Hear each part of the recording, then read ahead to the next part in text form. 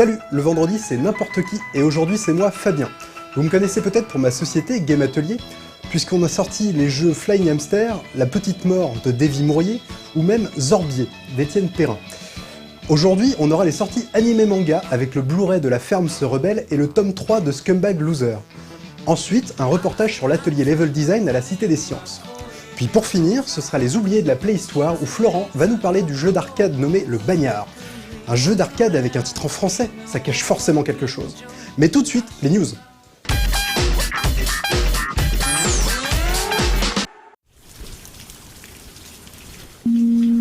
On a coutume de considérer le jeu vidéo comme un bon moyen parmi d'autres de fuir la morne réalité, d'oublier temporairement ses problèmes pour s'évader un peu. Mais tout ça, Always Sometimes Monsters n'en a absolument rien à faire. En nous plaçant dans la peau d'un personnage oppressé par tout ce que le monde moderne peut représenter de pire, ce RPG a pour ambition de nous placer face à une série de choix terribles. Terribles par leur nature, puisqu'ils auront toujours des conséquences incontrôlables et pas forcément heureuses, mais terribles surtout par leur côté beaucoup trop familier et plausible. Le tout est articulé autour d'une escapade de 30 jours de la côte Est à la côte Ouest des États-Unis que le personnage principal entreprend dans l'espoir assez vain de retenir l'amour de sa vie avant son mariage. Et comme son titre l'indique assez clairement, Always Sometimes Monsters compte bien nous montrer qu'en matière de choix désespérés, il n'existe ni bien ni mal absolu et que l'on est tous capables d'agir comme des monstres. Une ambition affichée par de très nombreux jeux, mais rarement dans un contexte assez froid et réaliste, ce qui pourrait constituer le plus gros de l'intérêt du jeu. How many times will I kill her? Sorte de croisement entre Myst, Direster et de manière plus générale entre toute cette nouvelle vague de jeux d'exploration indé arty, Mind passe tout Thalamus entend bien tirer son épingle du jeu. Il est tout à fait fascinant visuellement d'une part, mais surtout, il propose un système assez intéressant d'influence sur l'environnement. Le principe y sera de visiter différents lieux plus ou moins mystiques et souvent oniriques dont il sera possible de modifier l'ambiance, en changeant de saison par exemple, mais aussi en modifiant la météo, en passant du jour à la nuit ou encore en remontant le temps. Prévu pour fin 2014, le jeu est encore loin d'être achevé. Et si l'on ne peut pour l'instant qu'espérer qu'il aura vraiment quelque chose à dire à sa sortie, son très beau trailer mis en musique par Chris Zabriskie est tout ce qu'il y a de plus rassurant.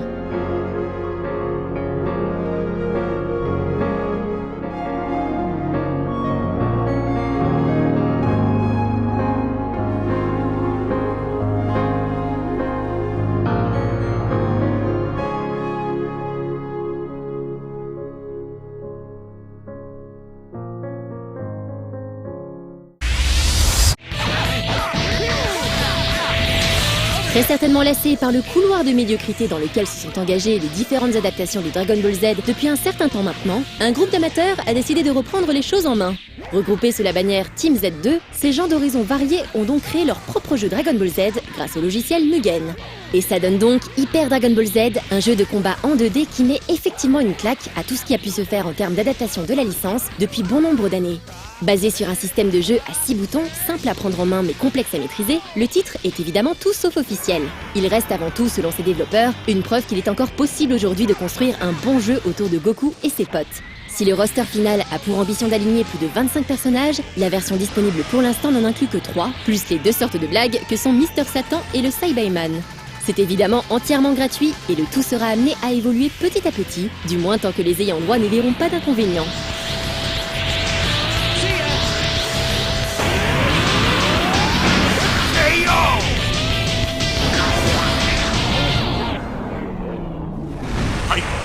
Dragon Ball Z.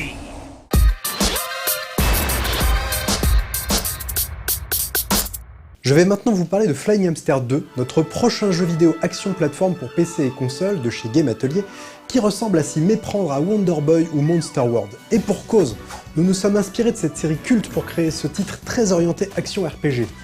Aujourd'hui, nous avons besoin de vous pour créer Flying Hamster 2 et on vient tout juste de lancer ce projet sur Kickstarter.com. Pour ceux qui ne connaissent pas encore le financement participatif, vous pouvez tout simplement devenir producteur du jeu et même précommander votre copie quand le jeu sortira dans le commerce. Et contrairement aux idées reçues, ça n'est pas réservé qu'aux Américains, tout le monde peut participer, même nous, depuis notre beau pays. Si ça vous intéresse, je vous invite donc à aller jeter un œil sur flyinghamster2.com, tout attaché, pour voir et tout savoir sur ce projet.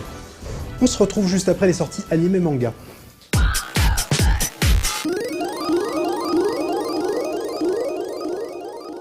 I know a place pretty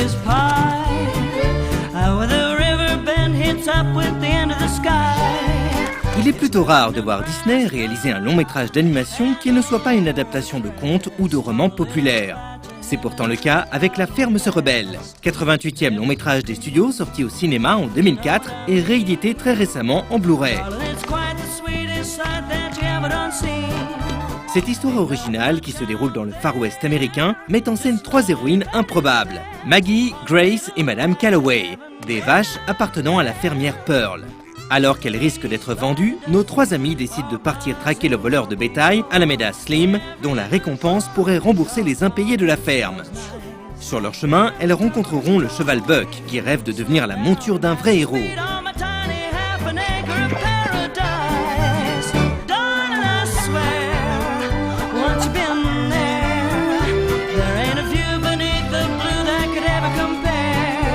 S'il est vrai que leurs personnages restent très classiques et la narration prévisible, les réalisateurs de La Ferme se rebelle n'ont pas essayé de se mesurer aux grands classiques Disney. Conscients qu'ils partaient d'un scénario moins épique, ils ont privilégié le côté fun et la comédie slapstick avec des personnages très cartoon versant régulièrement dans la caricature.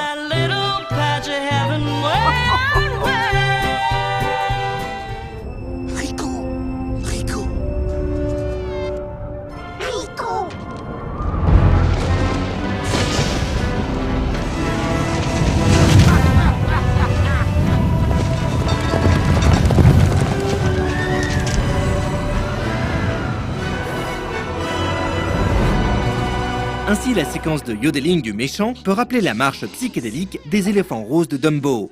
La réalisation technique, elle, reste d'excellente qualité, avec une animation fluide, des couleurs saturées et une intégration d'éléments 3D d'excellente facture. Cependant, tout comme Cusco, Atlantide, l'Empire perdu et plusieurs autres films de cette période, La Ferme se rebelle fut un flop au box-office et aurait dû être le dernier long-métrage en animation traditionnelle de Disney. L'arrivée de John Lasseter à la direction du groupe aura toutefois permis de mettre en chantier La Princesse et la Grenouille, sorti en 2009. Qui faut-il encore capturer? La seule vermine qui reste, c'est ce scélérat, ce beau à rien d'Alameda Slim. À première vue, l'image proposée sur ce Blu-ray est d'excellente facture. Mais une observation plus attentive sur grand écran nous révèle toutefois la présence d'aliasing et de halo. Ils sont plus ou moins visibles selon les scènes, mais sont présents sur l'ensemble du long métrage.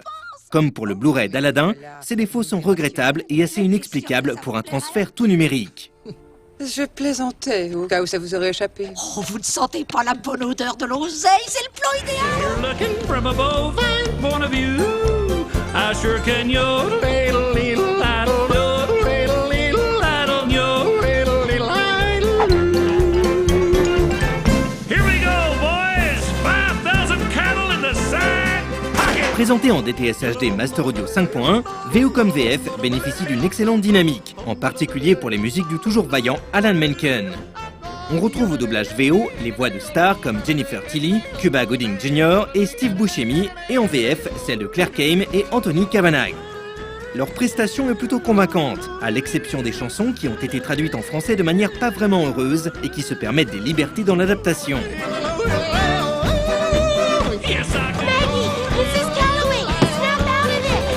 Les bonus proposés comprennent 4 scènes coupées plus ou moins animées en résolution standard, ainsi qu'un making-of de 15 minutes, lui aussi en qualité standard. S'il est loin de proposer une histoire inoubliable, le long-métrage Disney La Ferme se rebelle reste un divertissement correct. À l'image du film, cette version Blu-ray assure le minimum syndical, au spectateur de juger s'il sera assez fan pour l'acheter ou la racheter en haute définition.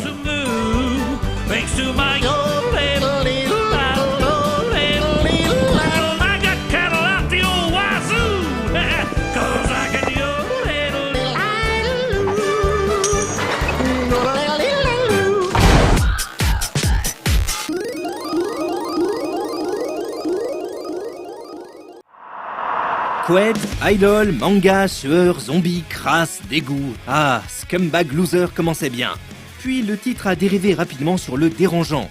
Certains n'apprécieront pas forcément, d'autres trouveront jouissif le côté punk du dernier volume de ce manga paru récemment chez Kiun. Murai, le loser le plus méprisable de la Terre, revient une dernière fois pour donner un gros coup de latte là où ça fait mal dans l'univers policé du shonen et bien souvent du manga en général. On y apprend notamment les secrets que cachait ce gros porc de Masahiko. L'auteur, Yamaguchi Mikoto, signe au final une œuvre dérangeante, extrême, et elle en est bien consciente comme l'indiquent ses commentaires en fin de volume. Et ce n'est pas tant ses sursauts gore qui peuvent déranger que sa réflexion sur le dégoût d'une humanité qui n'a plus de valeur. Grégarisme primaire, destruction de la cellule familiale, etc. C'est noir, désespéré et à ne pas mettre entre toutes les mains. Ce final risque d'ailleurs de ne pas plaire à tout le monde, surtout à ceux qui auraient peur de se trouver certains points communs avec quelques spécimens ou quelques réflexions présentées dans ces pages. En renvoyant un reflet aussi brutal de certaines pulsions les plus sombres de la psyché humaine, l'auteur essaie malgré tout de distiller son message. Comment avoir un peu plus confiance en soi? Comment s'accepter soi-même et se faire accepter par les autres, pour au final essayer de récolter un peu d'affection. Scumbag Loser est un manga qui n'est pas forcément évident à digérer, mais niveau électrochoc, il peut être efficace. Pour ceux qui ont les tripes et le moral bien accrochés, l'aventure se tente sans hésiter. On est curieux de voir les prochaines œuvres de la mangaka qui a 2 titres en cours au Japon. L'une est Tomodachi Game, en collaboration avec l'auteur Sato Yuki, qui met en scène un jeu sadique dans un groupe de jeunes gens. L'autre est Gun Clover, qui raconte le quotidien étrange d'une école militaire très particulière.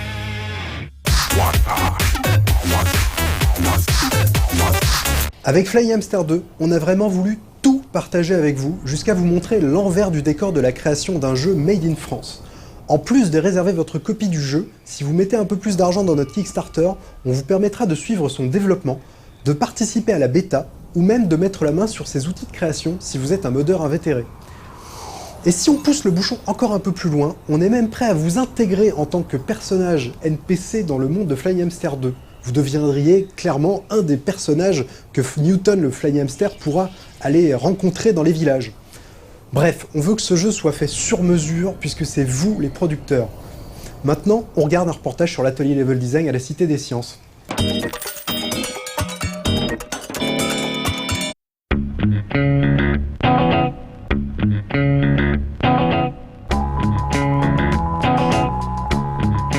La Cité des Sciences et de l'Industrie fait partie de ces institutions qui ouvrent leurs portes aux jeux vidéo en tant qu'art et objet d'étude. Chef de projet jeux vidéo de l'établissement, Fabrice Laurie, qui a travaillé quelques années pour Cryo Networks à la fin des années 90, a contribué à l'essor de cette thématique en son sein.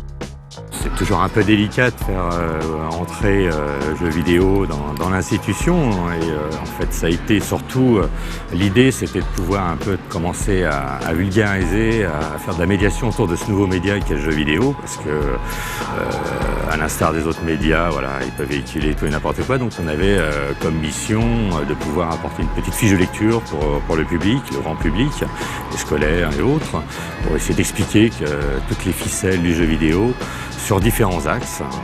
Le premier, ça a été l'axe technologique, c'est-à-dire que pendant 40 ans de jeux vidéo, il y a eu de nombreuses innovations technologiques qu'ils ont pu apporter dans la société, hein, en démocratisant la micro-informatique, en démocratisant des interfaces homme-machine. Ça me semblait très intéressant de présenter un petit peu cet axe-là, et au moins en tout cas rendre aux jeux vidéo ses lettres de noblesse sur la question d'avoir quand même apporté de nombreuses innovations dans le domaine du numérique. C'est-à-dire tout ce qui est web, intelligence artificielle, graphisme, son, musique, alors que c'est les meilleurs. Ça, c'est le premier axe. Ensuite, la deuxième mission qui nous a semblé importante, c'était de présenter un peu le jeu vidéo et ses coulisses, entre autres comment on fabrique un jeu vidéo, parce qu'aujourd'hui, il y a de nombreux métiers émergents qui sont apparus dans le jeu vidéo. Donc il y a beaucoup d'intérêt pour nous, c'est de susciter un peu vos vocations technologiques, culturelles et artistiques. Donc on a organisé pas mal de choses autour de ça, au sein de l'exposition, au sein aussi de la programmation. Une exposition dédiée aux jeux vidéo, à laquelle nous avons d'ailleurs consacré un précédent reportage visible sur No Life Online et Noco, a en effet été accueillie par la Cité des Sciences et de l'Industrie. Ouverte le 22 octobre 2013, le jeu vidéo L'Expo fermera ses portes le 22 août prochain. Parallèlement à celle-ci, des ateliers complémentaires sont organisés pour des élèves de la 4e à la terminale. Et parallèlement à ces ateliers liés à l'Expo, d'autres encore sont régulièrement organisés par la Cité des Sciences et de l'Industrie ainsi que Isart Digital. Là, on est dans l'atelier que la Cité des Sciences a prévu pour une initiation au métier du jeu vidéo. Aujourd'hui, on fait un atelier sur le level design. Donc on ne va pas utiliser d'ordinateur pour ce faire, on va utiliser de la pâte à modeler, du carton plume et des billes pour initier en fait à qu'est-ce que c'est que le level design. On a deux autres ateliers qui sont basés sur les deux autres grands métiers du jeu vidéo. On a un atelier de création de personnages, de chara design, et un autre de programmation. Donc ça correspond aux trois grandes formations qu'on a à Isart sur le pôle jeu vidéo. Eddie est enseignant et responsable pédagogique game design à Isar Digital. Il est également game designer de profession, et ce depuis 9 ans, métier qu'il continue d'exercer régulièrement pour divers studios. Pour prendre des exemples récents, il a travaillé sur le jeu vidéo Les Cités d'Or et le projet de tactical RPG connecté Prodigy, ainsi que sur le très sympathique Pouf vs The Curse Kitty, cette fois-ci en tant que consultant. Et parallèlement à toutes ces activités, Eddie anime l'atelier consacré au level design qui nous intéresse aujourd'hui. L'atelier cible essentiellement les 14-16 ans. Ensuite, on est très souple, il ne s'agit pas d'être strict sur l'accès. Il y a même des parents des fois qui accompagnent les enfants quand il ne s'agit pas de classe. L'objectif, c'est de faire comprendre ce que c'est que le level design, ce qui généralement n'est pas très bien compris. Le game design, tout le monde sait un petit peu ce que c'est, tout le monde fantasme sur... Pour eux, c'est Miyamoto, c'est Kojima, c'est des gens qui décident, c'est des gens qui sont dans une grande tour d'ivoire et qui disent le jeu ce sera ça, exécutez maintenant. Donc c'est aussi pour communiquer sur le fait que c'est aussi mettre la main à la pâte, c'est aussi mettre les mains dans le cambouis, faire, se poser des questions, échouer, réessayer, et toujours au service du joueur. Ces ateliers durent entre 1h30 et 2h, les élèves reçus à l'occasion du tournage étant plus jeunes que d'habitude. Âgés de 12 ans environ, ils arrivaient tous du collège, accompagnés de professeurs ayant parfaitement conscience des vertus pédagogiques du jeu vidéo, mais nous en reparlerons plus tard. Revenons d'abord sur l'atelier et sa conception. L'exercice qu'on fait ici avec la pâte à modeler, c'est un exercice qu'on fait aussi pour les étudiants d'Isart sur un format plus vaste, plus complexe, plus long, avec des enjeux plus précis, mais qui a l'avantage d'être basé sur quelque chose de très intuitif en fait. On ne va pas donner de théorie au début de l'atelier, on va laisser les gens faire, et spontanément, ce qui est très intéressant, c'est qu'ils recréent tout le processus de création d'un jeu. Spontanément, ils prennent une feuille de papier, un crayon, et ils vont dessiner finalement leur tremplin qu'ils veulent absolument faire, leur niveau en escargot. Ils vont le faire pour communiquer, pour formaliser leurs idées. Donc sans même leur avoir donné aucune indication, ils recréent à petite échelle le processus de création finalement d'un niveau. Donc avec cette logique de LD papier qu'on retrouve dans les grosses prods de jeux, avec la notion de playtest qu'on intègre ici aujourd'hui, il ne s'agit pas juste de faire un niveau et ensuite de le mettre de côté.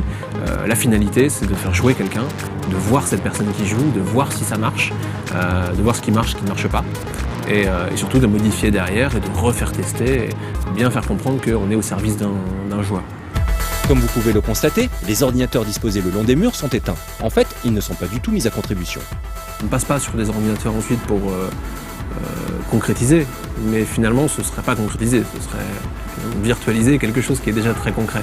Donc en fait, pour nous, notre objectif, qui est un objectif pédagogique, de bien faire comprendre la position, le fait que ce ne soit pas sur un ordinateur ne pose aucun problème, parce que finalement, là on est en train de parler de ce qui fait la nature du game et du level design, c'est vraiment en empathie avec le joueur, et ça c'est quelque chose qui s'applique, que ce soit pour créer un jeu de société, que ce soit pour créer n'importe quel type de jeu, quel que soit le support. Donc d'un point de vue de game designer, d'un point de vue de level designer, la machine n'est qu'un prétexte finalement pour faire émerger une expérience de jeu. Donc là on est sur quelque chose de très rapide, très intuitif, tout le monde a déjà fait de la pâte à modeler, mais ce qui fait la différence, c'est qu'on fait de la pâte à modeler pour construire un labyrinthe à billes. Donc on donne un objectif très clair aux participants, c'est de faire un niveau qui se joue en environ 1 minute, et évidemment qui procure des sensations particulières aux joueurs. Donc il y a des gens qui vont faire quelque chose basé sur la vitesse, ou des choses avec beaucoup de pièges, beaucoup de trous dans lesquels on peut tomber, et là on sent que la personnalité des designers s'exprime dans quelle expérience ils ont voulu donner.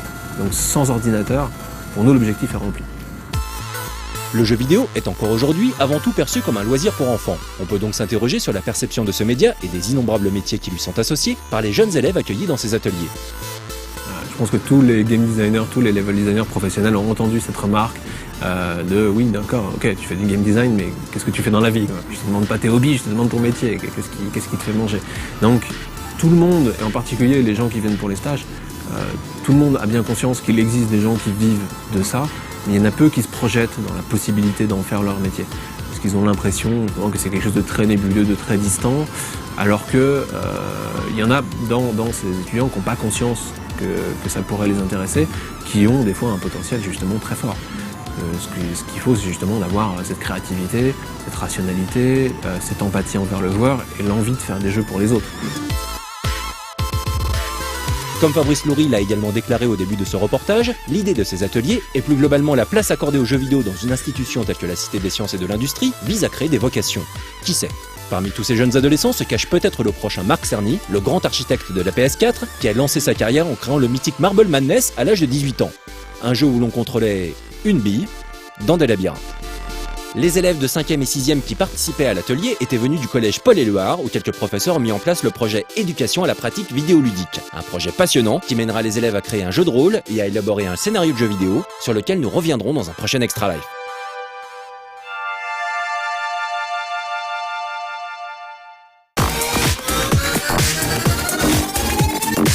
Pour développer la campagne Kickstarter de Flying Hamster 2, on vous a préparé quelques surprises. C'est un jeu français, bien sûr, mais on a quand même voulu y inclure de grands noms du jeu vidéo, avec notamment la participation de Yamane Michiru, la célèbre compositrice de la série Castlevania, qui serait ravie de collaborer à ce projet si on arrive à le financer. Pour la bande-son de Flying Hamster 2, on a également en réserve un autre grand nom de la musique de jeu qui a bien voulu nous rejoindre. Bon, je peux pas encore tout vous révéler, mais promis, on vous dit tout d'ici quelques jours.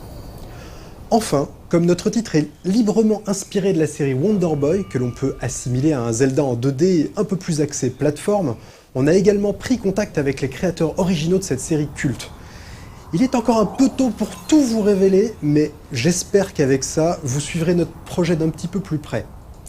Maintenant, on regarde les oubliés de la Playhistoire, dont les musiques ont justement été composées spécialement par Yamane Michiru.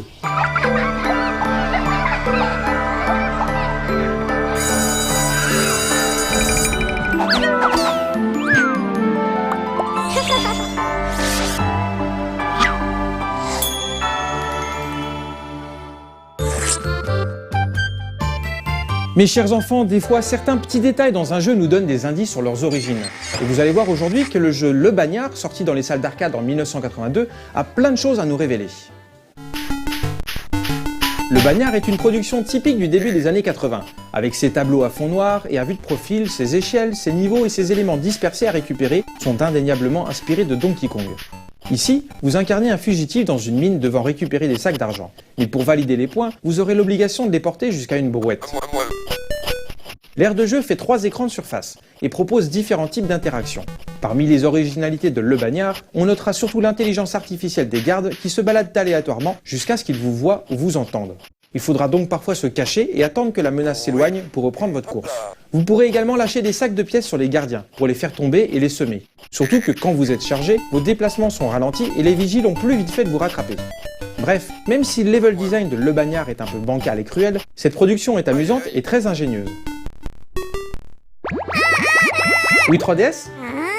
Eh bien mes chers enfants, si aujourd'hui je vous parle du jeu Le Bagnard, c'est surtout parce qu'il présente aussi un intérêt historique fondamental. Mais devinez lequel ? Oui PS4, dis-nous voir. Eh bien non, c'est pas ça. La réponse est que Le Bagnard est en réalité le tout premier jeu d'arcade d'origine française. Le nom du jeu, Le Bagnard, aurait pu aussi vous mettre la puce à l'oreille, hein. La puce à l'oreille, attends, ça se dit pour les consoles de jeu ça ? Enfin bref, comme je vous le disais, le nom du jeu en français aurait pu vous mettre le circuit intégré à l'oreille. Parce qu'il faut bien avouer qu'en temps normal, on ne trouvait que des titres en anglais ou en japonais dans les salles d'arcade. Et parmi les autres détails révélateurs de son origine franchouillarde, vous remarquerez que le héros, lorsqu'il se fait choper par un gardien, prononce une formule pour le moins locale. Écoutez plutôt. Aïe aïe aïe. Ensuite, quand il attrape un sac de dollars, et non, ce ne sont pas des francs pour le coup, il prononce une autre phrase qui semble être un « à moi ». À moi. Et enfin, mes préférés, lorsque le bagnard évite le chariot en s'accrochant aux parois, il dit « oui ». Puis... Et hop là. Oui Xbox, je t'écoute. Ah, tu as raison, on va maintenant s'intéresser à la société qui a fabriqué ce jeu, Valadon Automation. Si l'on en croit les recherches des playhistoriens Marc Petroni et Benjamin Perret dans un écrit récent, Valadon Automation était spécialisé dans l'électricité et l'électronique industrielle. Et il se trouve que cette société était située dans la zone industrielle de Crissey, à 5 km à peine du très célèbre distributeur importateur de jeux d'arcade de l'époque, René Pierre, à Chalon-sur-Saône. Rapidement, les deux entreprises vont se rapprocher et le géant français des salles enfumées va passer commande à Valadon Automation pour des blocs d'alimentation. Jacques Brisset, le programmeur de Le Bagnard, se souviendra qu'il ne faudra guère de temps à Valadon avant qu'il ne désire développer des jeux vidéo. Au tout début, les connaissances en programmation des équipes étant inexistantes, ils se contenteront donc de copier et de modifier différents paramètres de code source de jeux importés pour développer leur propre clone de Space Invaders ou encore de Casse-Briques. Oui, enfin, mes chers enfants, vous vous dites peut-être... Aïe, aïe, aïe. Mais pas besoin d'être choqués, parce qu'en réalité, 90% des acteurs de l'arcade de l'époque, qu'ils soient japonais, américains ou européens, n'avaient aucune expérience en programmation, et ils ont tous débuté en décortiquant les logiciels déjà existants. Le principal, c'est qu'ensuite, ces sociétés soient passées de la copie à la création, pour apporter une véritable contribution à l'histoire et à l'industrie. Et c'était le cas de Valadon Automation, avec Le Bagnard, qui devient ainsi le premier jeu d'arcade original made in France. Comme quoi, en Bourgogne, on ne boit pas que du vin en dégustant des escargots à la moutarde. Non, c'est aussi une région pionnière pour le jeu vidéo français. Wii U ? Eh bien, figure-toi que Le Bagnard sera un vrai succès. Mis en avant par l'exploitant René Pierre pour les salles de l'Hexagone, il s'en écoulera 7000 pièces. Un très gros score. Mais ce n'est pas tout. Valadon Automation va également séduire le marché américain avec son titre. C'est lors d'un salon de l'arcade à Paris que le géant US Stern va se montrer très intéressé. Immédiatement, un contrat est signé et la borne est renommée Bagman. Les voix digitalisées, quant à elles, resteront étrangement en français. Le titre s'exportera à plusieurs dizaines de milliers d'exemplaires. Pendant quelques années, Valadon Automation va produire d'autres jeux, dont une suite, Super Bagman, mais également un shoot sympathique, Tank Busters, qui sera même exploité au Japon par Tekken. Le Bagnard est un bon jeu, dans la bonne moyenne des productions de cette époque, mais il mérite surtout toute votre attention parce qu'il occupe une place hyper importante dans la Play Store de notre industrie locale de l'arcade. Bon bah voilà mes enfants, ce sera tout pour aujourd'hui, et pour la semaine prochaine, notez dans vos cahiers de texte que vous me ferez une liste de 10 jeux d'arcade made in France. Rien qu'aujourd'hui, nous en avons cité 3, alors cherchez bien et trouvez-moi 7 autres. Allez, à la semaine prochaine.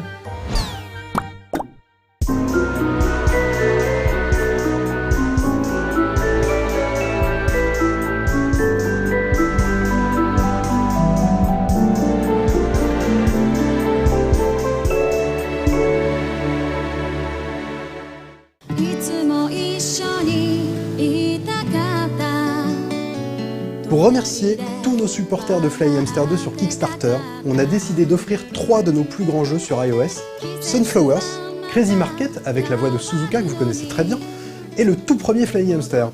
Oui, allez-y, ils sont gratuits dès maintenant sur iOS et à prix super réduit sur PS Vita. N'oubliez pas que c'est parce qu'on a besoin de vous pour financer Flying Hamster 2 et que c'est très important pour nous, alors si vous voulez nous soutenir, c'est sur flyinghamster2.com et Kickstarter que ça se passe. Merci à tous et à très bientôt.